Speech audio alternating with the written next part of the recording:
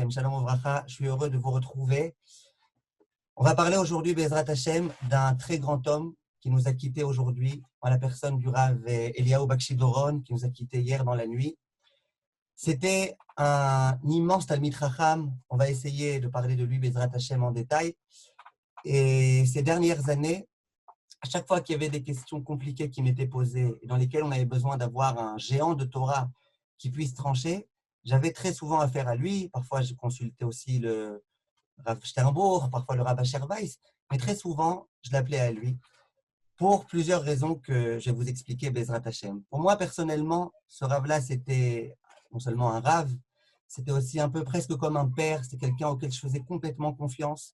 Je savais que je le dérangeais jamais, bien qu'il était extrêmement préoccupé. Vous imaginez bien, en tant que grand rabbin d'Israël, ancien grand rabbin d'Israël. Et malgré tout, c'était l'impression qu'il donnait toujours. Un jour, il y avait dans un grenier un père et son fils qui se trouvaient. Et c'était l'obscurité la plus totale. Ils étaient obligés de se réfugier là-bas. Et à un moment donné, le père, Baruch Hashem, il trouve une bougie. Alors il se dit, génial, il y a une bougie. Heureusement, il trouve aussi une allumette. Il allume la bougie. Et au bout d'un moment, il arrive donc à profiter de la lumière de la bougie. Il étudie la Torah avec son fils et il discute. Le père regarde son fils, le fils regarde son père. C'est la grande émotion, tout se passe bien.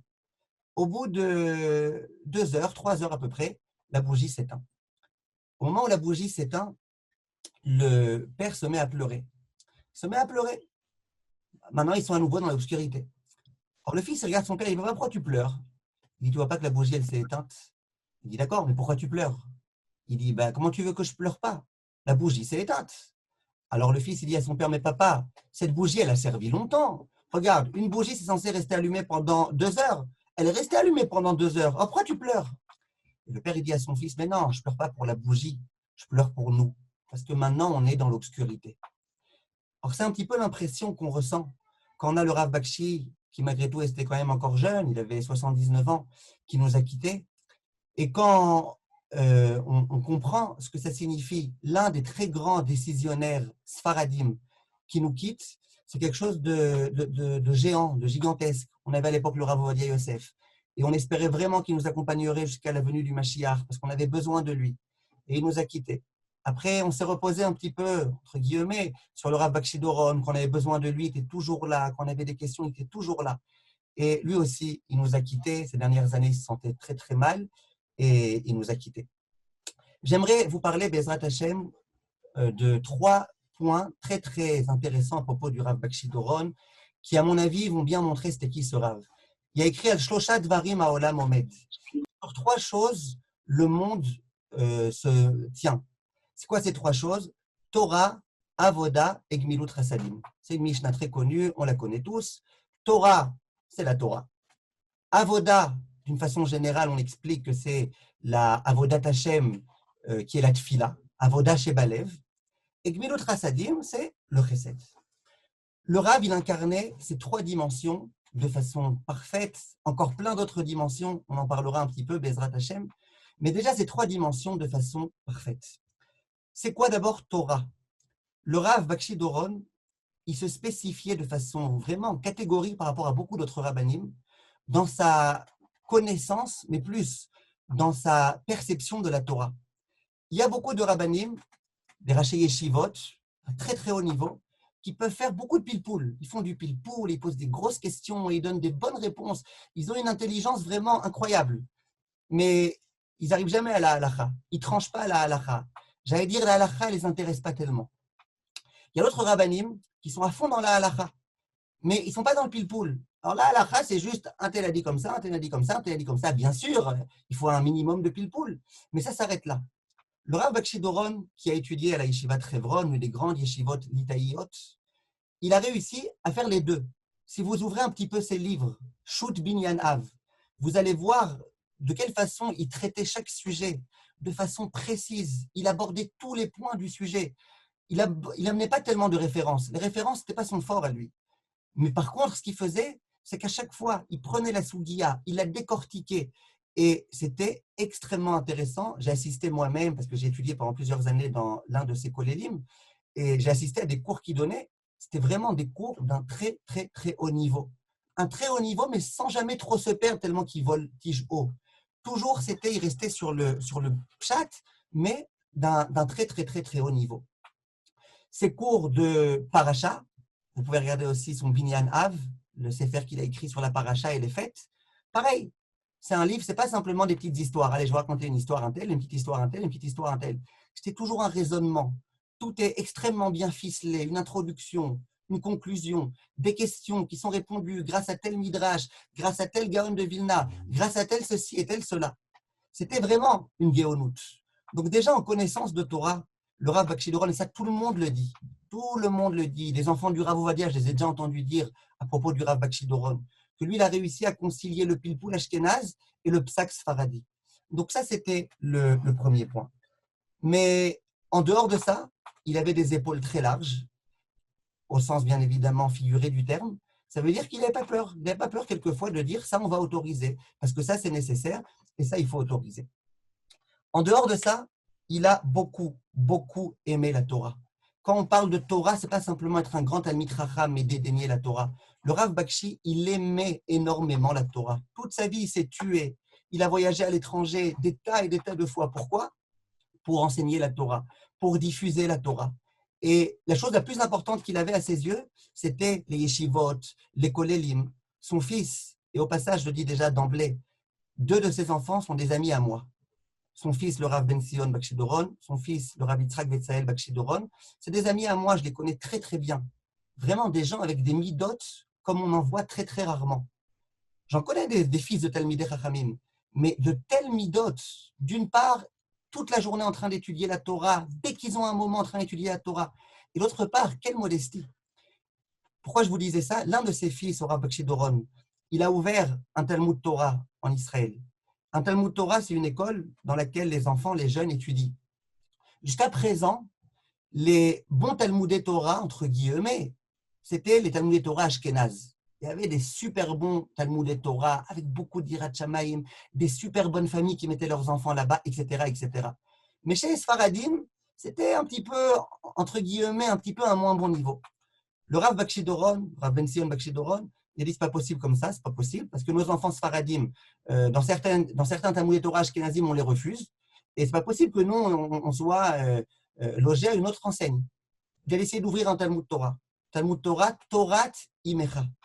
Ce Talmud Torah, c'est aujourd'hui le meilleur Talmud Torah sfaradi en Israël, et l'un des meilleurs Talmudei Torah aussi, Bichlal, aussi bien Sfarad qu'Ashkenaz. Dans tous les niveaux, dans tous les domaines, c'est pas pour rien que j'ai mis mes enfants dans ce Talmud Torah-là, c'est vraiment le meilleur, l'un des meilleurs Talmudei Torah. Il a ouvert une yeshiva ktana, qui s'appelle Torat Eliyahu, au nom du Rav Bakshi Doron, Eliyahu Bakshi Doron. Et cette yeshiva aussi, un très très bon niveau, tout. Et tout ça, c'était grâce au Rav Bakshi. C'est le Rav Bakshi qui a donné la force à ses enfants. C'est le Rav Bakshi qui les a aidés financièrement à faire tout ça. Le Rav Bakshi, il avait un grand amour de la Torah. Chaque fois qu'il y avait une fête dans la yeshiva, au Talmud Torah, un petit quelque chose, le Rav, il venait, il se déplaçait. À la fin de sa vie, il était en fauteuil roulant, il était faible, il n'avait pas la force. À chaque fois, on demandait au Rav Ben Sion, il va venir, ton père ou pas? Il disait, je ne sais pas, il a dit qu'il va faire tous ses efforts. Et à chaque fois, finalement, il venait. C'était vraiment la chose la plus fabuleuse à ses yeux. Et à chaque fois, il me demandait comment ça va tes enfants et comment ils grandissent, à quelle classe ils sont. C'était quelque chose qui était pour lui extrêmement important. Il aimait énormément, énormément la Torah. Ça, c'est à la Torah. Véa la Avoda. La Avoda, on a dit, quand on parle de Avoda, on parle principalement de Tfila. Le Rav Bakshi Doron, il a hérité ça, entre guillemets, de son beau-père. Son beau-père, c'était un très, très grand Mekoubal. Il s'appelait le Rav Lopez, Abshalom Lopez, le Rav de la ville de Rako. Et ce Rav-là, il avait toujours fixé que l'une des choses les plus importantes, c'est de prier le matin, tous les jours, au Netz Hachama. Tous les jours, tous les jours, tous les jours. Il a tellement insisté sur ça. Il disait, écrit en Shulchan Aruch, que c'est la chose la meilleure à faire de prier au Netz Hachama. Toute sa vie, il a insisté sur ça. Et bien, son gendre, le Rav Bakshi Doron, le Rav qui s'est marié, son premier mariage avec la fille du Rav Lopez, un jour elle va décéder, elle va se remarier. Et bien, le Rav Bakshi, toute sa vie, il a prié au Netz Hachama. Parfois, il était à l'étranger. C'est pas évident d'avoir des minyanim au Netz Hachama à l'étranger. Je me rappelle une fois quand j'étais enfant, il était venu pour un gala en France. Et je me rappelle, à la fin du gala, le Rav de la communauté avait dit, on a le Rav Bakshi avec nous, il nous a fait l'honneur de venir pour notre gala. Le Rav a l'habitude de prier au Netz. Est-ce qu'on peut être sûr demain qu'on aura 10 personnes qui viendront à telle heure, je ne me rappelle plus quelle heure c'était, un horaire vraiment impensable, pour pouvoir que le Rav puisse avoir cette fila au Netz Sachama.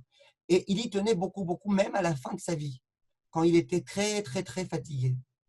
Et bien encore, il priait au Netz Sachama. Il y a vraiment quelques rares fois où il priait le Shabbat matin, quelquefois il était trop fatigué, il priait un petit peu plus tard. Mais jusqu'à la fin de sa vie, il priait au Netz Sachama. Parfois, il s'endormait pendant la tefila tellement qu'il était fatigué. Le Rav, il avait à la fin de sa vie des dialyses 3 fois par semaine. Ça le rendait très, très faible, très fatigué. Mais malgré tout, tant qu'il pouvait, il priait au Netz Sachama. Il était tout le temps en train de prier, le Rav. À chaque fois qu'il arrivait quelque part, s'il devait donner un cours et qu'il y avait 5 minutes avant le début du cours, il ouvrait des Tehillim. Une fois, il est venu à la Brit Mila de mon fils, il était le Sandak, il a lu des Tehillim. Le temps que ça commence, il a lu des Tehillim. Et c'était très beau de le voir prier, surtout quand il était Sandak et qu'il faisait le Shema Israël, qui recevait sur lui la Kabbat au Malchut Shamaim. C'était beau de le voir comme ça, comment il était proche d'Akadosh Baruch Hu. Et c'était indéniablement quelque chose d'important pour lui. Je me rappelle que lorsqu'il allait pour ses institutions ramasser de l'argent, et quelquefois par exemple, il y avait quelquefois un grand gala ou alors une grande réunion une réunion très importante qu'il avait avec un donateur aux États-Unis, par exemple. Et sa réunion a été prévue, par exemple, à 10 heures du matin.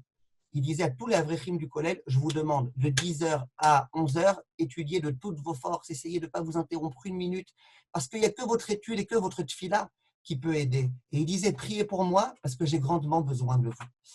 Ça, c'était l'amour que le Rav avait pour la tfila. Maintenant, j'en arrive à la troisième dimension, celle de Gmilut Chassadim. À propos de Aaron à Cohen, lorsqu'il est décédé, il est écrit Vaïfku et Aaron shloshim yom kol bet Israël. Il est écrit que tout le peuple juif a pleuré la mort de Aaron pendant 30 jours. Quand Moshe Rabbeinu est décédé, Moshe Rabbeinu qui était quand même pas moins grand, il est écrit Vaïfku bnei Israël. Il n'y a pas écrit tous les bnei Israël ont pleuré. Il y a écrit les bnei Israël ont pleuré. Pourquoi à propos d'Aaron on insiste tous les bnei Israël, or qu'à propos de Moshe on dit les bnei Israël. Rashi dit sur place, Kol Bet Israël, à propos d'Aaron, ça a été écrit Kol Bet Israël, Ha'anashim, Ve'anashim, que ce soit les hommes, que ce soit les femmes. Pourquoi? Les filles Shaya Aaron, Rodef Shalom. Parce que Aaron, il était toujours en train d'être en quête de Shalom. Il faisait tout pour amener la paix. Umati Lahava Ben Maaleh Meriva. À chaque fois qu'il y avait des disputes, il était là avec sa sagesse et sa patience pour réussir à mettre un petit peu d'ordre. Ou Benish Veishto. Il était capable de mettre le Shalom entre les hommes et leurs femmes au sein des foyers quand il y avait des disputes, chose qui visiblement déjà à l'époque arrivait. Et ben Aaron était toujours là pour réussir à mettre le Shalom. Donc du coup, quand Aaron est décédé, on a senti un manque considérable. Qui maintenant va nous mettre le Shalom? Qui maintenant va réussir à résoudre les problèmes? Donc, à propos de Moshe, ok, Moshe il est mort, beaucoup de gens ont pleuré, pas tous. À propos de Aaron, tout le monde a pleuré. Je peux vous dire quelque chose. Il y a déjà beaucoup de gens qui, quand ils ont entendu que j'étais en contact très proche avec le Rav, ils m'ont dit « Ah, Rav Bakshi Doron !» Tout le monde m'a toujours dit « Qu'est-ce que je l'aimais ce Rav? Qu'est-ce qu'il est agréable? Qu'est-ce qu'il est calme? Qu'est-ce qu'il est gentil ?» Tout le monde, tous les gens que j'ai rencontrés, ça pouvait être même quand j'étais en vacances à Tzfat, un chauffeur de taxi qui me prend et qui, pour une raison ou pour une autre, on en arrive à parler du Rav Bakshi Doron, il dit « Mais je me rappelle de lui, c'était le Rav Arachil Israël, le grand rabbin d'Israël avant le Rav Mordechai Eliyahu, mais je me rappelle très bien de lui. » C'était après le Rav Mordechai, c'était un très grand Rav, c'était un Rav qu'on appréciait, c'était tout le monde l'a aimé. Les juifs religieux, les juifs un petit peu moins religieux, tout le monde l'a aimé. Et l'une de ses grandes sagesses, au Rav Bakshi Doron, c'est qu'il s'est toujours écarté de la marloquette. Jamais, de toutes les fois où je l'ai vu, je l'ai entendu, je ne l'ai jamais entendu parler contre quiconque. Il faisait toujours tellement attention à ne pas parler contre personne. Toujours. Et je me rappelle une fois, au moment où il y avait des élections, il y avait deux partis qui étaient en train un petit peu de se faire concurrence. Il y avait le parti Chasse, et il y avait un autre parti avec le Rav Mazouz et Ishaï et machin, etc. Et à ce moment-là, il y a des gens des gens de Chasse qui ont dit on va organiser une soirée ce soir et on aimerait que tous les rabbinim francophones d'Israël, de Yerushalayim, viennent et participent pour renforcer Chasse. Maintenant, c'était à ce moment-là, c'était vraiment très compliqué parce qu'il y avait des religieux qui étaient dans un parti, d'autres qui étaient dans l'autre parti, etc. Et moi, je voulais vraiment pas prendre parti, bien que j'ai téléphoné au Rav Bakshi Doron. Il m'a dit la vérité, laisse tomber, pourquoi tu as besoin d'aller? Ne prends pas part, à quoi ça sert? Tu vas entrer dans une marloquette pour rien. Laisse tomber, toi tu voteras pour qui tu penses. C'est pas la peine maintenant de toute sa vie, le Rav a cherché à éviter la marloquette à tout prix. Donc tout le monde l'a aimé. Et quand je dis que c'est un Rav de Gmilut Chassadim, j'aimerais que vous touchiez du doigt un petit peu, c'était quoi la Gmilut Chassadim du Rav? J'ai entendu de plusieurs personnes, de mes propres oreilles, donc je ne rêve pas, des gens qui m'ont raconté et qui m'ont dit, j'étais dans la rue en train de faire du stop. En Israël, c'est très à la mode. Les gens qui n'ont pas la voiture, ou les gens qui veulent économiser le prix du billet de bus, ou les gens qui vont attendre le bus pendant 3/4 d'heure et qui ne veulent pas, ils font du stop. Il y a Baruch Hashem des gens, des grands Baalei Chesed, qui à chaque fois, quand ils peuvent, ben, ils s'arrêtent. Il y a plusieurs personnes qui m'ont raconté, un jour que j'étais dans la rue, je faisais du stop. À un moment donné, il y a une super belle voiture qui s'arrête. Ok, si c'est ça qui me revient, je veux bien. Il dit, j'ouvre la porte, donc j'ouvre la porte, je m'assois. Qui je vois à côté de moi? Le Rav Bakshi Doron. Le Rav Bakshi Doron, depuis le moment où il est devenu Rav Arashi d'Israël, il avait un chauffeur privé. Et ben, il avait demandé à son chauffeur privé, quand tu peux, arrête-toi, arrête les gens qui veulent monter en voiture. Et ces gens, ils me disent, mais je ne sais même pas où me mettre. Moi, j'étais à côté du Rav Bakshi Doron en personne pendant un trajet de 1/4 d'heure, à côté du Rav Bakshi Doron. Maintenant, la vérité, mettons-nous un tout petit peu à la place du Rav Bakshi Doron. C'est le grand rabbin d'Israël, Rishon LeZion, avec la redingote. D'abord, il a du temps. Il a du temps pour le temps qu'on arrête la voiture, qu'on demande où tu as besoin d'aller. Ah non, là-bas, bon d'accord, non. Il a du temps pour ça, le Rav Bakshi. A priori, il n'est pas censé avoir de temps pour ça. En dehors de ça, ce n'est pas de son cavote tellement, dans sa voiture privée de la Médina, avec les gyrophares et compagnie, de faire monter maintenant quelqu'un, on ne sait même pas c'est qui. Et si ce quelqu'un, c'est un lourd et qui passe son temps à lui parler, lui faire perdre son temps, ce n'est pas quelque chose qu'on fait quand on est grand rabbin d'Israël. Ce n'est pas quelque chose qu'on fait. Et bien, plusieurs personnes ont témoigné que le Rav faisait. Quand j'ai raconté ça tout à l'heure à mon fils, il m'a dit, ben oui, non, il m'a dit, mais non, c'est pas Rav Bakshi qui s'arrête à chaque fois pour prendre du stop, c'est Rav Ben Sion. Rav Ben Sion, je vous disais, c'est le fils du Rav Bakshi Doron. Le Rav Ben Sion Bakshi Doron, je vous disais, qui a ouvert maintenant une yeshiva, à chaque fois qu'il peut, il s'arrête et il prend en trempe des gens, il prend en stop des gens. Alors j'ai dit à mon fils, ouais, ben, tu vois de qui il a appris le fils. Il a appris de son père à faire cette chose-là. Donc ça, c'est un exemple, à mon avis, qui me semble être très, très, très parlant. Le vendredi soir, et ça, je vous le dis aussi de connaissance, parce que celui qui est marié avec la petite fille du Rav Bakshi Doron, c'est un très bon ami à moi, qui s'appelle Nahum Adika. Et très souvent, il se trouvait donc chez le grand-père de sa femme, chez le Rav Bakshi Doron. Il me dit tous les vendredis soirs, il y a des invités à table. Il me dit, c'est qui les invités? C'est tout type de personnes qui n'ont pas où passer Shabbat, des vieux, des vieilles personnes, parfois des jeunes qui sont pas mariés, qui n'ont pas où passer Shabbat. Et puis comme sa femme, en plus, elle donne des cours dans tout type de michelot, etc., elle fait venir tous les repas. Il y a des invités, parfois le Rav il ouvre des bouteilles de vin en l'honneur de ses invités, etc. Tous les repas. À nouveau, c'est pas, je ne sais pas qui, c'est le grand rabbin d'Israël. Et puis quand il invitait des gens, il leur parlait de ce dont il voulait parler. Si c'est des gens qui étaient des gens de Talmidei Chachamim, il leur parlait beaucoup de Torah. Si c'est des gens un petit peu moins Talmidei Chachamim, il leur parlait de ce dont il voulait parler. Un homme qui était, Pshuto Kemashmao, un homme de chesed. Il a fait abnégation de lui-même, de son kavod, de son honneur, de tout. Tout ça juste une chose, pour faire du chesed. Ça s'appelle du chesed. Quand on téléphonait chez le Rav, plein de fois, il répondait lui-même. D'abord, je le sais parce que plein de fois, j'appelais et il me répondait lui-même. Ensuite, je le sais parce qu'une fois, j'étais chez lui, le téléphone a sonné, il a répondu. Et vraiment, avec beaucoup de patience. Non, ma femme n'est pas là. L'autre, il lui dit, combien de temps va venir? Je ne sais pas, peut-être dans 1 heure à peu près, quelque chose comme ça. Ah d'accord, merci beaucoup. Le Rav comme ça, en toute simplicité. Vous imaginez, l'un des Gdolei Israël, l'un des grands rabbanim d'Eretz Israël. En toute simplicité, il se lève, il répond, on lui fait perdre 2 minutes comme si c'était une secrétaire. Mais non, lui, c'est un homme de chesed. Et rien ne le dérange. Le Rav, il se déplaçait pour aller réjouir des gens.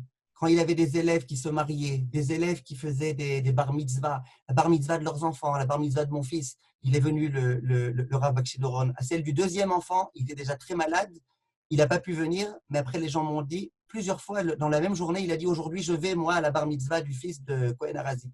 Finalement, il n'a pas pu venir parce que c'était le jour de la dialyse, il était très fatigué. Mais en tout cas, le Rav, à chaque fois, il essayait de se déplacer et de faire tout ce qu'il pouvait pour venir et pour honorer les gens. Et quand on lui disait, mais ça va, ça y est, tu peux pas, la même journée, hein, tu es quand même un être humain, la même journée aller jusqu'à Akko, et après aller jusqu'à Sfat, ensuite aller dans l'autre bout d'Eretz Israël, tu peux pas. Il disait, ouais, mais c'est mes enfants. Un père, il ne peut pas refuser. Un père qu'on invite à une simcha, il ne peut pas refuser.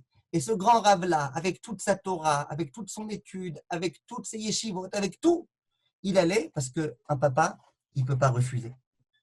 Le Rav, il avait des cranotes de tzedaka. Et ça aussi, j'ai connu de façon très, très précise. Il avait des keren de tzedaka. Tout khatan et kala qui voulait se marier, il a un keren de tzedaka. Le Rav, il aide financièrement, il donne des couvertures de très bonne qualité, des coussins et des oreillers à toutes les personnes qui viennent se marier. Et ça, c'est tellement, tellement de choses. Qui a entendu parler de ça? Je suis sûr que vous tous n'avez pas entendu parler de ça. Moi, j'ai entendu par hasard, parce que je me trouvais dans son collège. Dans son collège, il y avait quelqu'un qui était responsable de ce gmar. Tellement, tellement de choses il faisait.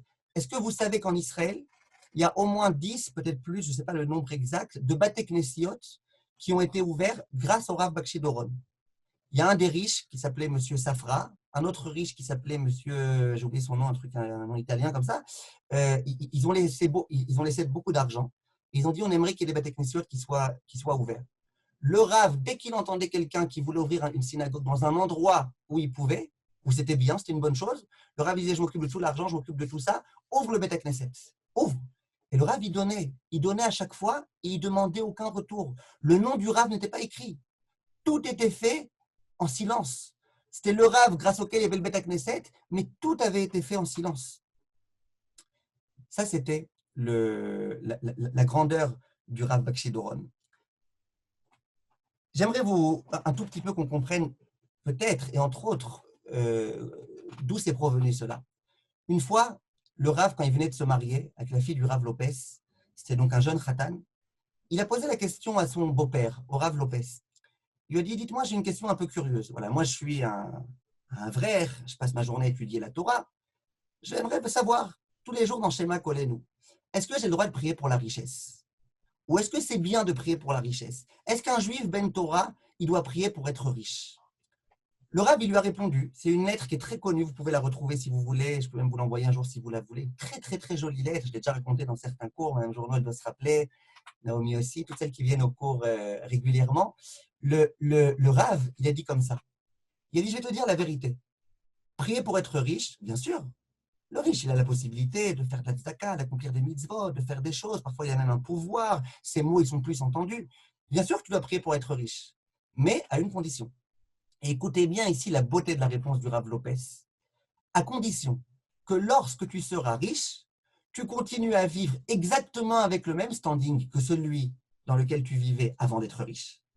Et si tu me dis, à quoi ça sert de prier pour être riche? Non. Et tout l'argent que tu reçois, en plus, tu le donnes à la tzedaka, aux pauvres, aux yeshivot, aux machins, aux ceci, aux cela. Comme ça, le Rav lui a dit, prie pour être riche, mais garde le même standing. Si c'est être riche pour toi-même profiter de l'argent sans arrêt, etc., non, ça ne sert à rien. Prie pour être riche, pour pouvoir avoir le mérite de faire beaucoup de tzedaka. C'est très beau, on n'est pas à ce niveau-là, mais c'est ça que le Rav disait. Et le Rav lui-même, Lopez, ceux qui l'ont connu, il avait le cinquième de ce qu'il gagnait, il le donnait à la tzedaka. Il avait des enveloppes d'argent sur son bureau. Toute personne qui venait, qui était en nécessité, il lui donnait des enveloppes. C'est quelque chose de très, très fort. Mais le Rav Bakshi, c'est un peu pareil. Le Rav Bakshi, il avait énormément d'argent parce que les gens qui avaient des moyens, ils lui faisaient confiance. C'était un homme de vérité à 100%, à 1000%. Il lui donnait beaucoup d'argent à distribuer, etc. Le Rav, qu'est-ce qu'il faisait? Eh ben, il se servait de son argent pour aider les kolélim et les yeshivot, et pour aider les pauvres, et pour aider toutes les personnes qui pouvaient, les khatan et les kalotes, pour recevoir des gens, pour tout. C'est ce qu'il faisait. Et lui-même, il vivait dans une immense simplicité. Immense simplicité. Son fils, il me dit que sa mère, donc la femme du Rav Bakshi, elle voyageait en autobus. C'est pas parce que, genre, c'est la femme du Rav Bakshi qu'elle voyageait en taxi à chaque fois, etc. Elle voyageait en autobus. Quelqu'un m'a dit une fois qu'il a rencontré le Rav Bakshi lui-même dans un autobus, alors qu'il était déjà grand rabbin. C'était quelqu'un qui vivait avec beaucoup, beaucoup de simplicité. Un jour, je vous raconte une histoire personnelle. Il n'y a pas beaucoup de gens qui connaissent cette histoire-là, mais je la raconte en l'honneur du Rav, parce que tout ce que je vais dire, c'est tellement en son honneur que je veux le dire. Avant que j'ai mon site, je donnais des cours dans plusieurs sites de Torah. Un jour, il y a un élève qui est venu me voir et qui m'a dit, écoutez, il faut que vous ouvriez un site, c'est tellement important, vous pouvez faire tellement de choses, blablabla, blablabla. D'accord. Je lui ai dit, OK, alors quoi? Cet élève, c'est un perfectionniste. Il faut que tout soit bien fait. Donc, il a appris pendant des mois et des mois, il a trouvé la boîte qui pouvait créer le plus beau site, la façon la meilleure, ceci, cela, etc. Une fois qu'il a vérifié, il m'a dit, voilà, ça coûte environ 10 000 euros. Je lui ai dit, d'où tu veux que je te sorte 10 000 euros, moi? 10 000 euros. Il me dit, non, non, mais Hachem, il va t'aider, Hachem, il va t'aider. On a commencé à réfléchir. Comment on va pouvoir trouver 10 000 euros? Et à un moment donné, je lui ai dit, il paraît que le Rav Bakshi Doron, quelquefois, il aime bien aider les choses de Torah, etc. Il m'a dit, ben on y va. Je dis, mais non, j'ai hyper honte, moi, tu plaisantes. Il me dit, n'aie pas honte. Et puis, il m'a fait un peu de coaching comme ça, il m'a coaché pour qu'on aille voir le Rav Bakshi Doron. Je crois que c'est la première personne que j'étais, avant même d'aller voir certains élèves et certaines personnes qui m'ont aidé très généreusement, j'ai été voir le Rav Bakshi Doron. J'étais avec cet élève, on était dans la Lishka, là où le Rav y recevait les gens. On lui a expliqué rapidement de quoi il s'agit, qu'il y a un site de Torah, que les Français ils ont besoin, etc., etc., etc. Il a bien écouté, il m'a posé quelques questions, etc. Immédiatement, il a pris son chéquier. Vous me croirez si vous voulez, je sais que ceux qui viennent m'écouter, c'est qui me croient. Il m'a fait un chèque de 20 000 shekels. Il m'a dit 20 000 shekels. La suite, moi je prends tout le site sur moi. La suite, Bezrat Hashem, quand ça avance un petit peu, tu me dis que tu as besoin, je t'écris la suite. Je dis, c'est un miracle. Je suis sorti, c'est un miracle. Que je puisse avoir un site sans avoir besoin de faire quoi que ce soit, d'un coup, 20 000. Alors qu'en plus, j'étais dans son collège, il y a des gens qui m'ont dit que la situation était très difficile et qu'il était obligé lui-même d'emprunter de l'argent pour pouvoir payer les avrechim à temps, etc. Mais Kitsour, c'est ce qui s'est passé. 2 jours, 3 jours après, il y a des gens, vous savez, quand il y a des très grands rabbinim, il y a aussi souvent autour d'eux des très grands, je n'aurais pas d'appellation, mais des très grands gens qui veulent profiter de ceci, de cela, malheureusement, c'est souvent comme ça. Quand tu as un très grand rave, tu as des gens autour qui veulent te dire il faut payer tant pour avoir une bracha du rave, il faut payer tant. C'est triste à dire, mais souvent c'est comme ça. Bref, il y a quelqu'un qui a entendu que le Rav Bakshi Doron allait ouvrir un site de Torah. Donc immédiatement, il a été le voir, il dit je vais te l'ouvrir moi. Comme ça, si je t'ouvre moi, tu vas voir, je te le fais gratuit, mais toi, d'autre part, tu me rends tel service. Bref, des embrouilles, tralouilles, machin, etc. Et le Rav, il m'a dit, bon, finalement, ne le fais pas avec celui que tu avais prévu, parce qu'il y a quelqu'un qui propose de le faire gratuitement. J'ai dit au Rav, mais non, on a prévu, on a. Bref, il s'est avéré qu'on commençait à rentrer dans des embrouilles, parce que le Rav, il me disait, moi, je te comprends. Je te comprends que tu avais prévu de faire avec une boîte, il faut que tu fasses avec eux, mais d'autre part, quelqu'un propose de faire gratuit, c'est dommage pour les 40 000 shekels. Bref, le Rav, il m'a compris. Et à ce moment-là, j'ai bien réfléchi. J'ai demandé conseil même à mon ami, le Rav Louria. J'ai demandé conseil à pas mal de personnes. Ils m'ont dit, écoute, le mieux, c'est que tu dises au Rav Bakshi que Pachout, il y a trop de gens autour qui veulent faire du balagan, trop de gens qui jalousent, trop de gens qui veulent eux-mêmes prendre machin. Il dit au Rav Bakshi que tu préfères faire ça sans lui. Demande-lui s'il est prêt à recevoir ton argent qui t'a donné. Et c'est le mieux. Moi, j'avais hyper honte, je ne voulais pas le vexer. Je l'aimais tellement, le Rav Bakshi Doron. J'ai pris mon courage à deux mains, j'ai été voir le Rav, je lui ai dit, votre Rav, s'il vous plaît, regardez, je lui ai expliqué, je sais que vous vous y êtes pour rien, vous m'avez aidé les Shem Shamaim 100%, mais il y a des gens autour, vous voyez, qui commencent à se mêler, qui commencent à dire que c'est le site du Rav Bakshi et que bientôt ils vont dire que c'est son site à lui, ils vous demandent des faveurs, machin. Je sens que ça va mal tourner cette histoire-là. Est-ce que vous êtes d'accord que votre Rav, s'il vous plaît, que je vous rende l'argent, Il m'a dit, mais c'est vrai, mais moi je veux t'aider. Je dis, oui, je sais, mais regardez, ça ne va pas bien se passer. Le Rav, il m'a dit, ok, avec plaisir. Je lui ai rendu le chèque. Il n'y a pas eu, depuis ce jour-là, la moindre différence dans son comportement à mon égard. Toujours la même affection. À chaque fois que je l'appelais, comment ça va, comment tu te sens, comment vont tes enfants. Quand j'appelais, que c'est la rabbinite qui me répondait, pareil, toujours la même affection. Ça s'appelle être quelqu'un qui fait les choses des Shem Shamaim. Quelqu'un, un homme de chesed. Il aide pour aider. Et je vous assure, quand on a écrit, il n'a pas écrit, il m'a pas dit on écrit le site à condition qu'il y ait mon nom écrit en grand. Il m'a pas dit je veux que le site s'appelle Bakshi Doron Academy. Il m'a pas dit ça.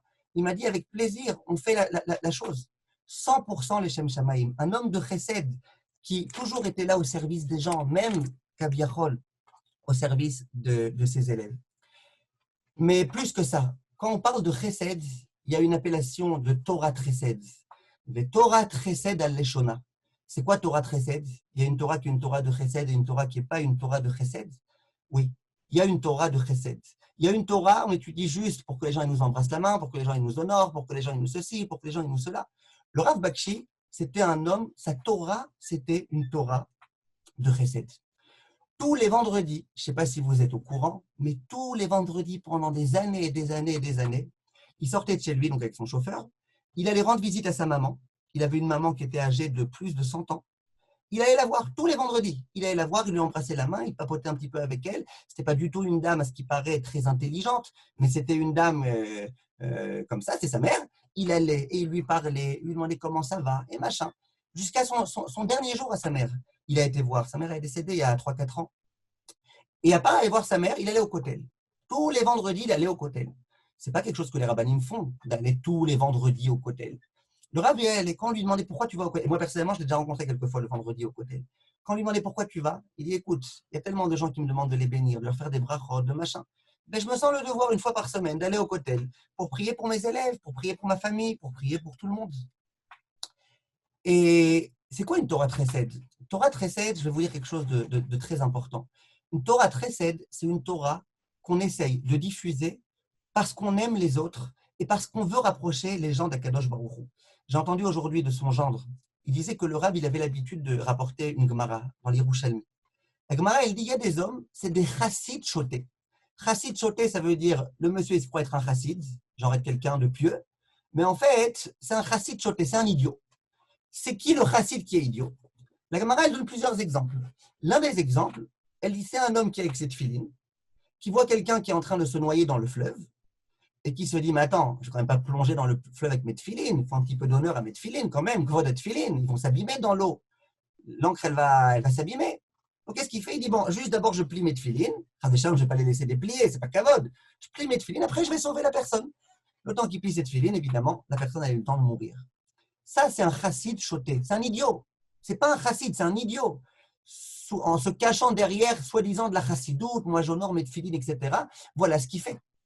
Et bien, le Rav, il disait, dans notre génération et dans une génération dans laquelle les gens ils sont en train de se noyer, il y a tellement de frères à nous, de sœurs à nous qui sont en train de se noyer. Et nous, qu'est-ce qu'on fait? On dit, attends, je vais retirer mes tefilines, attends, je suis trop occupé, j'ai trop de choses à faire, j'ai machin, j'ai ceci, j'ai cela. Il dit, mais plonge avec tes tefilines. Si tu ne plonges pas avec tes tefilines, tu es un chassid choté. Et ça m'a permis de comprendre quelque chose. Vraiment, je vous dis entre nous, pendant longtemps, j'ai eu une question sur le Rav Bakshi Doron. On a le droit d'avoir des questions. Il ne faut pas que les questions elles fassent qu'on pense qu'on est plus intelligent que les autres. Mais des questions, on a le droit d'avoir. J'avais une question. Je savais que le Rav Bakshi Doron, sans arrêt, il disait à ses élèves, vous étudiez, après allez être rabbanim. Allez donner des cours. Allez rapidement, faites la rabbanout, dayanout, machin, allez donner des cours. Et on me disait aussi que dans ces kolélim, c'est comme ça. Ils voulaient que pendant quelques années, on étudie et qu'après, ils ne voulaient pas garder des avrechim jusqu'à 60 ans, 70 ans, des avrechim avec la barbe blanche. Non, ils voulaient que les gens étudient, quelques années, ils connaissent, après, ils vont donner des cours. Et puis, ça suffit, plus de kolélim. À chaque fois, je me demandais, la façon litaïde de raisonner, en général, elle n'est pas comme ça. La façon litaïde, c'est de dire, reste avraire jusqu'à 70 ans, jusqu'à 80 ans. Si tu peux en plus enseigner, tant mieux. Mais ça va, même d'être avraire jusqu'à 90 ans, c'est quelque chose de très bien. Toute la journée, étudier la Torah, c'est quelque chose de très, très bien. Et à chaque fois, je disais, pourquoi au bout de 8 ans, il renvoie sa avrechim, genre pour vous avez qu'à être rabbanim? Il n'y a pas qu'être rave, il n'y a pas qu'être rave sur Terre. Pendant des années, je me demandais, pourquoi? Et à chaque fois, il disait à ses élèves, allez être rabbanim, allez donner des cours, et allez.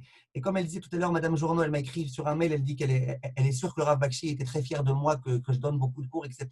Mais c'est vrai, pas que de moi. Tous ces élèves qui allaient donner des cours, tous ces élèves qui allaient faire des choses, qui répondaient à des questions, c'était sa joie la plus grande, que ces élèves, enfin, puissent commencer. Je me suis dit, mais pourquoi? Et maintenant, j'ai compris. Parce que le Rav Bakshi Doron, bien sûr qu'il était conscient de la beauté d'étudier la Torah même à 90 ans. Bien sûr qu'il était conscient de la beauté que c'est de pouvoir aider un vrai à étudier pendant des années et des années. Simplement, le Rav, c'est autre chose. Le Rav, il disait, il y a tellement de gens qui ont la soif de Torah. Il y a tellement de gens qui ont besoin de vous, vous les étudiants, vous qui savez étudier, vous qui savez c'est quoi l'ashkafa de la Torah. Allez-y, allez enseigner la Torah. Et c'est par conscience de la nécessité que les gens doivent écouter la Torah que le Rav, à mon avis, faisait cette chose-là. Il avait la Ahava du Klal Israël. Jusqu'à la fin de sa vie, il a essayé d'aller à la Lishka. Il avait un bureau dans lequel il recevait les gens. Jusqu'à la fin de sa vie, je me rappelle, parfois il était fatigué. Parfois, pour le lever de la voiture au fauteuil roulant, il fallait le porter comme ça. Et le Rav, c'est très dur et machin. Il le faisait. Pourquoi? Pour recevoir des gens. Il y a des gens qui avaient besoin de ses brachot, il y a des gens qui avaient besoin de ses conseils. Jusqu'au dernier moment, il le faisait. On pouvait toujours parler avec lui, toujours, par téléphone, à la Lishka. Je me rappelle, moi, à chaque fois que je lui demandais est-ce que je peux venir vous voir, par exemple, quand j'avais des enfants auxquels il fallait faire la chalaké, il fallait leur couper les cheveux. Donc, j'appelais le Rav à la maison, et il me dit là où tu veux, tu peux venir à la maison de telle heure à telle heure, tu peux venir à la Lishka de telle heure à telle heure. Toujours, il m'était à l'aise. Je me rappelle une fois, j'ai pris un enfant, c'était un vendredi, j'ai pris mes enfants pour la Khalaké. Le Rav, il m'a dit, reviens à telle heure. Maintenant, il y a eu un problème d'une dernière minute, on a raté le bus, je ne sais plus exactement quoi. On était en retard. J'ai appelé le Rav, je suis désolé, Rav, j'ai avoir 5 minutes de retard. Il me dit, pas de problème. Je suis arrivé, je dis, je suis désolé, désolé, désolé. Il m'a mis à l'aise. Il m'a dit, mais ça va, qu'est-ce qu'il y a? Il n'y a rien du tout. C'est des à Koltov. Pour l'instant, j'ai étudié la Torah. Tout le temps, il mettait les gens à l'aise. Quand on venait pour faire la Khalaké, le Rav, il prenait son temps, il faisait une bracha à l'enfant. Après, la rabbinite, elle amenait un paquet de bonbons pour l'enfant et pour les frères et sœurs qui étaient venus. Toute façon tellement agréable pour donner l'amour de la Torah à tout le monde. Et c'était vraiment, je me rappelle une fois, le Rav, il était très fatigué. Et c'est à l'époque où il marchait encore. Mais il était déjà très fatigué, il avait eu déjà un accident, etc. Et un Shabbat, il y a quelqu'un du quartier de Givat Shaoul, là où j'habite à peu près, qui voulait que le Rav soit Sandak. La Brit Mila, c'était Shabbat. Maintenant, il y a eu toute une grande histoire. Moi, comme j'étais assez proche du Rav, j'étais au courant. Le Rav, il voulait absolument accepter cette mitzvah pour faire plaisir au père du bébé. Et la rabbinite, la deuxième femme du Rav Bakshi Doron, la femme actuelle, la rabbinite, elle a dit non, tu n'es pas en état de santé pour pouvoir marcher maintenant. De Baïd Vagan, ils habitaient le Rav à Baïd Vagan, Rehov, comment elle s'appelle là-bas j'ai oublié, à Rajwan, Rehov Rajwan. De Rehov Rajwan, pour le Rav à son âge, de Rehov Rajwan jusqu'à Givat Shaoul, c'était au moins 40-45 minutes de marche. Le Rav dit mais si je peux aller. Elle lui dit non, tu peux pas, tu n'es pas en état, tu peux pas. Bref, le Rav était très embêté. J'y vais pas, mais lui, j'ai envie de lui faire plaisir. Qu'est-ce que je fais? Finalement, il a passé tout Shabbat, lui et sa femme, chez son frère, le frère du Rav Bakshi Doron. Il habite à Givat Shaoul. Il a passé tout Shabbat chez son frère pour pouvoir être là-bas dans la Brit Mila, or qu'il était déjà âgé et fatigué, etc. Tout pour toujours essayer d'aider les gens. Et ça, c'est quelque chose qui doit nous donner une grande leçon. Ils l'ont dit aujourd'hui dans Salevaya, les rabbinim, son fils en particulier, l'a dit. Il a dit que le Rav, il était toujours au service du Tzibour. Et il dit que le Rav, il passait son temps à dire être Rav, ce n'est pas un métier. Être Rav, ce n'est pas un salaire. Être Rav, ce n'est pas qu'une vocation. Être Rav, c'est être là pour sauver le Tzibour. Sauver le Tzibour de la faute, sauver le Tzibour de la Idbolelout, de tout type de mauvais courants et de mauvaises choses. C'est ça le but du Rav. Et le Rav, sans arrêt, ressentait ça. J'ai un devoir. Être Rav, ce n'est pas qu'un plaisir. Je donne un cours, tout le monde vient m'écouter. Non, être Rav, c'est un devoir. J'ai des élèves, il faut que je les honore. Et le Rav, il disait aussi, le Rav Bakshi Doron, il disait aussi que le soir du Seder, il y a 4 enfants. On les connaît. Le Chacham, le Tam, le Sheino Yodea Nishol et le Racha. Le Rav, il disait que chacun des 4 enfants se trouve à la table du Seder. Vous avez remarqué, on n'a pas dit, bon, le Racha ne nous intéresse pas, allez, on parle que du Chacham, on parle que du Tam. Non, on parle de tout le monde. On parle aussi du Racha. Le Rav Bakshi Doron, il disait, c'est important que le Racha il soit aussi à la table du Seder et que le père s'adresse à son fils Racha. Écoutez un peu la beauté de l'idée. Le Rav, il disait, il ne faut jamais désespérer de personne. Tu vois quelqu'un, il t'a l'air d'être rachat, et tu vois qu'il commence à être Mechalel Shabbat, et tu vois qu'il se comporte n'importe comment, il ne respecte pas la pureté familiale, il parle n'importe comment des Talmidei Chachamim, machin. Ne te désespère de personne. Parle à chacun. Parle le langage qu'il est capable de comprendre. Parle, et tu verras que toute personne peut réussir dans sa vie, qu'on peut réussir à le récupérer en quelque sorte. Et ça, c'était aussi la mida de Aaron à Cohen. Aaron Cohen était Oev Shalom, Rodev Shalom. Aaron à Cohen était capable de voir le bien chez tout un chacun. Et ça, c'est quelque chose de grandiose. Et avec tout ça, on a parlé longuement de Torah, Avoda, Gimilut Chassadim, un homme qui excellait dans tout ça. Et avec tout ça, on aurait pu quand même s'imaginer qu'il soit un minimum orgueilleux. Attends, se lever tous les matins au Netz, être là pour le Tzibour, faire tout ça. Au moins, il mérite un peu d'orgueil. Avec tout ça, il avait le Rav, une anava, une modestie vraiment inégalable. Inégalable. Je vous donne quelques petits exemples. Le Rav Bakshi Doron, à chaque fois qu'il était invité, par exemple, pour une choupa, il arrivait à l'heure. Son chauffeur lui disait, mais Kvod Rav, vous ne pouvez pas arriver à l'heure. Un Rav Arashi, il n'arrive pas à l'heure. Si vous arrivez à l'heure, alors et vous allez devoir attendre le khatan et la kala et le machin. Et lui, à chaque fois, il disait, moi, on m'a dit que c'était à telle heure, je viens à telle heure. À chaque fois. Et je vous dis, moi, je l'ai vécu moi-même. Il était le sandak de mon fils. Baruch Hashem, j'ai eu ce mérite de l'un de mes enfants. Il était sandak. On lui a dit c'est à telle heure. Il est arrivé. Le Moël n'était pas encore là. Aucun problème, il est venu, il s'est assis, il a commencé à lire ses Tehillim, comme je vous disais tout à l'heure. Il y a des gens qui sont venus lui poser des questions. Moi, j'ai parlé un petit peu avec lui de sujets qui m'intéressaient. Et voilà. Mais il était à l'heure. Alors, quand on lui a demandé, mais pourquoi tu es à l'heure? Il disait, parce que moi, je ne veux pas qu'on m'attende. Qui suis-je, moi, pour que les gens ils m'attendent? Je ne veux pas qu'on m'attende. Moi, je suis pour le Tzibour. Donc, il est hors de question qu'on m'attende. Ça, c'est une très, très, très, très grande modestie. À chaque fois que je l'appelais, et si c'était avec moi, c'était sûrement avec tout le monde, à chaque fois, il disait comment vas-tu? Toujours. Avant de commencer, oui, qu'est-ce que tu veux? J'ai pas le temps. Comme il y en a qui diraient c'est Picouar Nefesh ou pas, sinon je te réponds pas. Comment ça va? Tu vas bien? Tout va bien? Pourtant, chaque minute était comptée. C'était un rave qui passait beaucoup, beaucoup d'heures à étudier la Torah. Et pourtant, à chaque fois, il commençait comme ça. C'est peut-être pour ça qu'il a été enterré aujourd'hui de façon très, très sobre. Très, très, très, très sobre. Un rave de cette dimension-là, il aurait dû avoir des milliers de personnes qui participent à sa Levaya. Mais à cause du corona et de toute la situation, il n'y avait personne. Il y avait 10 personnes, que les enfants, tous avec des masques.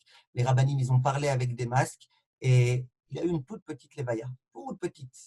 Il y a beaucoup de gens qui l'ont suivi en direct de leur ordinateur, etc. Mais il a eu une toute petite Levaya. Parce que ce rave-là, c'était un homme gigantesque qui a toujours voulu la sobriété, qui a toujours voulu la modestie. Et bien même sa Levaya, elle a eu lieu dans la modestie. Et dans sa tzava, dans son testament, il n'a pas demandé qu'il y ait des milliers de personnes qui viennent. Il a demandé une chose. Quand on prend mon corps, j'aimerais que les enfants, il y a des Talmud et Torah, ils récitent le passouk Yoshev et Sefer Elion. Il y croyait, lui, le Rav, en la gdoucha des enfants. Et il souhaitait ça. Le Rav, il avait aussi une autre mida, c'était aussi la mida de Aaron, comme il écrit dans les Midrashim, la mida du Emetz, la mida de la vérité. Pour le Rav Bakshi, la vérité, ça passait avant tout. Ça s'est traduit dans plein de domaines dans sa vie. Vous savez, être grand rabbin d'Israël, ce n'est pas toujours facile. Par exemple, pour prendre un exemple récent, puisqu'on est dans Pessah, le papouchado, le fameux gâteau, la matzah hashira. Le Rav Bakshi, il a écrit une longue tchouva, extrêmement claire, avec tous les arguments. Il a aussi interrogé des chimistes et des machins pour comprendre comment ça marche le chametz et comment ça marche et ceci et cela. J'ai fait un cours sur mon site à propos de la matzah hashira, où je reprends pas mal d'arguments que le Rav amène. Et il arrive à la conclusion que pour lui, ça sourd. Ça sourd à Pessah de manger de la matzah hashira. Maintenant, le Rav Bakshi était quand même assez soumis au Rav Ovadia Yosef. Surtout que c'est Rav Ovadia Yosef qui lui a permis de devenir grand rabbin d'Israël. Ok, et le Rav Ovadia Yosef lui a autorisé la matzah hashira. Mais le Rav Bakshi, lui, l'a interdit. Lui, il dit j'aimerais bien autoriser, mais j'ai tous les arguments face à moi pour interdire. Donc, j'interdis. Ça lui a coûté cher. Le Rav Ovadia s'est fâché contre lui à un moment donné. Mais pour lui, le plus important au Rav, c'était de dire le Hémet. Ce qu'il pensait être le Hémet, il le faisait. Le Rav, il faisait tout ce qu'il faisait avec modestie et avec énormément de l'Echem Shamaïm. Comme je vous disais, tous les Shem Shamaïm, dans sa démarche, tout ce qu'il faisait, c'était Shem Shamaïm. Jamais la question, c'était qu'est-ce que ça m'apporte, qu'est-ce que ça ne m'apporte pas. Je l'ai vu dans des tas de choses. Il n'allait pas dans des endroits par rapport simplement à ce que ça va lui apporter. Il allait dans des endroits pour savoir comment lui, il pouvait apporter aux gens. Et dès qu'il pouvait apporter à quelqu'un, il venait et il passait du temps. Le Rav, on lui a proposé, et ça aussi je l'ai entendu de sources très très sûres, une fois que le Rav Ovadia est décédé, Ari Deri est venu le voir. Il lui a proposé d'être lui maintenant le leader de chasse, après le Rav Ovadia. Le Rav a dit non, je refuse. Il n'a vraiment pas voulu rentrer dans ça. C'était un homme qui faisait ce qu'il faisait, les Shem Shamaïm. J'aimerais terminer, Bezrat Hashem, ces petits propos avec une petite idée. Vous savez que malgré tout, c'est la fête, on doit se réjouir. On va rentrer, Bezrat Hashem, dans le Shvi chez le Pessah. On va rentrer dans le 7e jour de la fête de Pessah, le jour où il y a eu la Kriyat Yam Souf, la déchirure de la mer Rouge. J'aimerais vous dire très rapidement un petit enseignement et à nouveau essayer de relier ça au Rav Bakshi Doron. Il y a écrit, au moment de la déchirure de la mer Rouge, il y a écrit que les Béné Israël, ils ont commencé à crier. Qu'Akadosh Baruch Hu leur ouvre la mer, qu'Akadosh Baruch Hu fasse quelque chose. À ce moment-là, il a écrit dans le Passouk que Hachem s'adressait à Moshe et il lui dit Matitsa Kelai, pourquoi tu cries? Daber el Béné Israël, Veïsaou, parle aux Béné Israël et qui voyagent, qui traversent la mer. Et le Midrash, il dit qu'à ce moment-là, Kadosh Baruch Hu a voulu dire à Moshe, c'est pas le moment de prier. Il y a des moments pour chaque chose. Il y a des moments pour prier et des moments pour agir. Qu'est-ce que tu pries? C'est pas le moment de prier. Maintenant, traverser la mer. Alors, le Roi Chaim, il pose plein de questions, le Roi Chaim Akadosh. Et c'est quoi, c'est pas le moment de prier? Le juif, qu'est-ce qu'il fait quand il est dans une galère? Eh bien, il prie. C'est quoi, c'est pas le moment? C'est le moment. Plus la galère est grande, plus il faut prier. C'est quoi, c'est pas le moment de prier? Et qu'est-ce que tu voulais qu'il fasse? Il leur dit passer dans la mer, mais la mer elle est encore fermée. Alors c'est quoi passer dans la mer? Tu veux qu'on se tue? Qu'est-ce qui se passe ici? Alors le roi Chaim Akadosh, il a encore quelques questions. C'est pas maintenant le moment de trop s'allonger, mais en un mot, il dit la chose suivante. Il dit que on sait très bien que les Bnei Israël, quand ils étaient en Égypte, ils sont arrivés à un état d'impureté dramatique, quasiment comme les Égyptiens. C'était quasiment impossible de faire la part entre les Égyptiens et les Bnei Israël. Maintenant, Akadosh Baruch Hu, il a créé le monde avec la Midat Adin et la Midat Arachamim. La Midat Adin, c'est la rigueur. C'est visiblement, indéniablement ce qu'on est en train de vivre en ce moment. La Midat de rigueur d'Akadosh Baruch Hu contre toute l'humanité. Et il y a Midat Arachamim. Midat Arachamim, c'est quoi? La miséricorde. Parfois, Akadosh Baruch Hu, il est miséricordieux. Et il accepte, et il pardonne, et il est longanime, et tout ce qu'on veut. Maintenant, comment Akadosh Baruch Hu a décidé qu'elle allait agir sa Midat Adin ou Midat Arachamim? Qu'est-ce qui va décider? Qu'est-ce qui va faire qu'Akadosh Baruch Hu se comporte plutôt Midat Adin ou plutôt Midat Arachamim? Akadosh Baruch Hu, quand il a créé le monde, dit le Rachaim Akadosh, il a créé de cette façon-là. Que lorsqu'on fait des mitzvot, ça emmène vers nous la Midat Arachamim. Quand on commet des averot, ça emmène vers nous la Midat Adin. Maintenant, écoutez bien ce qui se passe. Les Bnei Israël, pendant des années et des années en Égypte, ils ont perdu beaucoup de leur foi, ils ont perdu beaucoup de plein de choses. Ils ont même presque fait de l'idolâtrie, certains, etc. Ils étaient à un niveau lamentable. Ils arrivent devant la mer, et la mer refuse de s'ouvrir. Pourquoi la mer refuse de s'ouvrir? Il y a écrit dans Chazal que les anges, ils se sont adressés à Kadosh Baruch Hu. Ils ont dit, pourquoi tu veux qu'on leur ouvre? Pourquoi? Qu'est-ce qu'ils ont de plus que les Égyptiens? Eux, ils font Avodah Zara, eux, ils font Avodah Zara. Eux, ils font des Averot, et eux, ils commettent des Averot. Pourquoi? C'est pas juste. À ce moment-là, dit le Rachaim Akadosh Baruch Hu était embêté. Parce qu'il avait envie que la mer s'ouvre en faveur des Bnei Israël, mais il était dans l'impossibilité de pouvoir l'ouvrir. Kaviachol, pourquoi? Parce qu'Hachem lui-même a décidé que lorsqu'il y a autant de mitzvot que de Averot, ou que quand il y a plus de Averot que de mitzvot, c'est Midat Adin. Donc, impossible d'ouvrir la mer. Donc, Akadosh Baruch Hu lui-même était embêté. Il savait pas, en quelque sorte, il ne savait pas quoi faire. Moshe, il vient et prie. Hachem, s'il te plaît, Hachem, s'il te plaît, Hachem, s'il te plaît. Hachem lui dit, mais à quoi ça sert de prier maintenant? Maintenant, ce n'est pas le moment de prier. Pourquoi tu pries? Pour que j'ouvre? Mais moi aussi, je veux ouvrir. Mais je suis empêché. Regarde, les anges, ils me rappellent la règle du jeu dans laquelle j'ai créé le monde, à savoir que on ne peut faire preuve de Midat Arachamim que lorsqu'il y a beaucoup de mitzvot. Il y a une chose qui va pouvoir maintenant très très rapidement vous donner un mérite considérable. C'est quoi? C'est la Emouna. Parce que la Emouna, c'est la base de tout. Et la Emouna, c'est la chose la plus importante. Dit le Akadosh Baruch Hu à Moshe, prier, non, ça ne sert plus à rien. Ce qu'il faut, c'est faire preuve de Emouna. Vous allez traverser la mer Rouge alors qu'elle est encore impétueuse et agitée et tout, en ayant confiance que puisque moi j'ai dit, eh ben, c'est qu'il faut passer, et c'est comme ça qu'il faut faire. Et cet acte-là de bravoure et de courage, c'est lui qui va être quelque chose de tellement considérable que grâce à ça, eh ben, vous aurez le droit qu'on ouvre la mer Rouge. Et c'est ce qui s'est passé.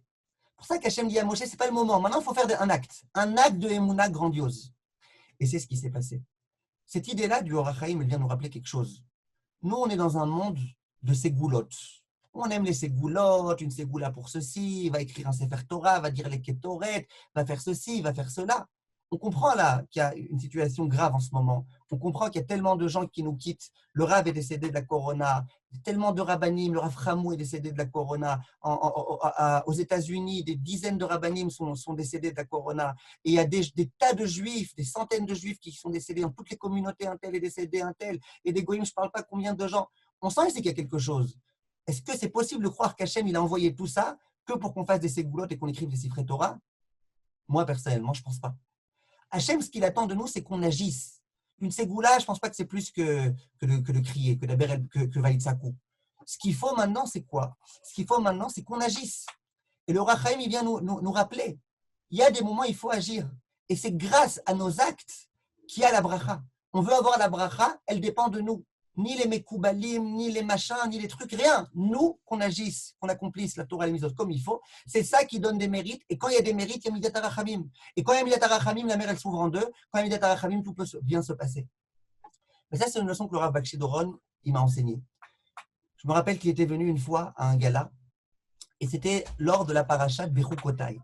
La paracha de Bechukotai, c'est la paracha dans laquelle il y a ou les bénédictions ou les malédictions. Tout dépend si on suit les commandements de la Kadosh Baruch Hu ou pas.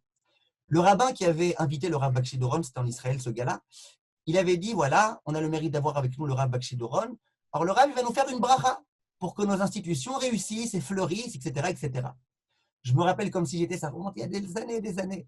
Le Rav, il a pris le micro et il a dit, écoutez, on me demande à moi de bénir l'institution pour qu'elle réussisse. Qui suis-je? Qui suis-je moi pour bénir? Il dit, on est dans la parashat Bechukotai. Dans la parashat Bechukotai, Akadosh Baruch Hu lui-même, il promet les brachot. Im Bechukotai telechu. Si vous suivez mes préceptes et mes commandements, eh bien moi, Hachem, je vous enverrai la pluie, je vous enverrai la parnassa, je vous donnerai la réussite, je vous donnerai ceci et cela.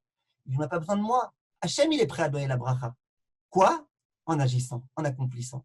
Et ça, c'est un message important. Chaque juif, il a son petit quelque chose à faire, qui va pouvoir rajouter énormément et qui va pouvoir faire que les choses fonctionnent. Je termine en disant, si vous le voulez bien, un autre enseignement que j'ai entendu du Rav. Le Rav, il dit qu'on disait de Sarah que quand elle avait 100 ans, elle était comme quand elle avait 20 ans. À 20 ans, elle était belle. À 100 ans, elle était belle comme à 20 ans. Et elle n'avait pas de faute, etc. Alors, le Rav, il a dit, si on réfléchit bien, c'est quoi le Teilim 100? Le Teilim 100, c'est le Teilim dans lequel on remercie Akadosh Baruch Hu. Le Teilim 20, vérifiez, c'est le Teilim dans lequel on supplie Akadosh Baruch Hu, donne-nous, sauve-nous, protège-nous, etc. Dit le Rav, une fois, il a une voisine qui avait besoin de marier sa fille, etc., etc. Et elle avait promis, moi je vais 40 jours au cotel consécutif pour prier pour que ma fille se marie. Elle a été 40 jours, le 40e jour, Baruch Hashem, sa fille s'est fiancée. Tov, Baruch Hashem, bonne nouvelle, c'est Goula, tfilot, machin. Le 41e jour, le Rav Bakshi dit, on rencontre cette dame-là, prend sa voiture, visiblement, à l'heure habituelle, direction Kotel. Alors le Rav lui dit, j'ai pas compris, tu as une autre fille maintenant à marier? Alors elle dit, mais non. Elle dit, ah, pourquoi? Tu as dit 40 jours, tu vas. Maintenant, qu'est-ce que tu vas faire encore au Kotel? Il dit, écoutez, votre Rav, de la même façon que j'ai été 40 jours pour supplier à Kadosh Baruch Hu qui nous donne la réussite, maintenant, pendant 40 jours au moins, il faut que j'aille pour remercier à Kadosh Baruch Hu de nous avoir donné la réussite. Il dit, le Rav, c'est ça, bat kouf ke bat kaf. Le Teilim du remerciement, dis-le avec autant de cœur, avec autant de joie, avec autant de conviction que le Teilim quand tu es dans la difficulté que tu implores à Kadosh Baruch Hu. Et le Rav, je peux vous dire, qu'il vivait toujours avec ça. J'ai été le voir plusieurs fois quand il se sentait déjà très mal. Parfois, il était vraiment fatigué. Il s'endormait pendant la tfila, il s'endormait pendant plein de choses. Il était très fatigué. À chaque fois que je lui demandais comment allez-vous, il me disait Baruch Hashem, avec un petit sourire, parfois un plus grand sourire. À chaque fois, Baruch Hashem, ça va. Baruch Hashem, ça va aller. À chaque fois, toujours. Il n'allait pas bien, il était fatigué, il ne pouvait plus étudier tellement. Mais Baruch Hashem, Baruch Hashem. Et les gens, beaucoup de gens qui m'ont dit qu'ils avaient déjà vu le Rav Bakshi, ils m'ont dit que l'impression qu'ils ont quand ils voient le Rav Bakshi, c'est une impression de calme. Je ne sais pas si vous l'avez déjà vu sur la photo, je ne sais pas si vous le verrez, mais calme. Quand il parlait avec une toute petite voix, une voix très calme. Toujours, tout ce qu'il faisait dans sa vie très calme. Il était très aride, très empressé. Il marchait vite quand il marchait, mais toujours très calme. Tout très calme, tout était calme dans sa tête. Jamais il te donnait l'impression que tu étais trop pressé, que tu le dérangeais, que tu ceci et cela. Ben, ça, c'est le Rav Bakshi. Comment il a pu, alors que ça allait tellement mal, à chaque fois dire ça va, Baruch Hashem, ça va, Baruch Hashem. Comment ça se fait? Ben, c'est parce qu'il vivait, à mon avis, avec cette dimension qui est celle de bat kouf et bat kaf. Toujours essayer de se concentrer sur le bien. Qu'est-ce qui va bien et qu'est-ce qui va mieux? Et à chaque fois, il se concentrait sur ça. Et grâce à ça, il a pu, Baruch Hashem, toujours réussir à bien se sentir. Et il a été un véritable exemple pour beaucoup de gens. Personnellement, pour moi, il a été un très grand exemple. Et j'ai énormément appris de lui. J'ai beaucoup de Hakarat parce qu'il était toujours là quand j'ai eu besoin de lui pour des questions de halakha, pour des conseils. Il y a toujours eu des conseils perspicaces, des très bons conseils qui se sont avérés même après être des très bons conseils. On m'a proposé une fois d'être rave dans un autre quartier de Yerushalayim. J'ai été le voir, je lui ai demandé conseil. Il m'a conseillé comment faire, comment ne pas faire, ne pas m'emballer, ne pas ceci, ne pas cela.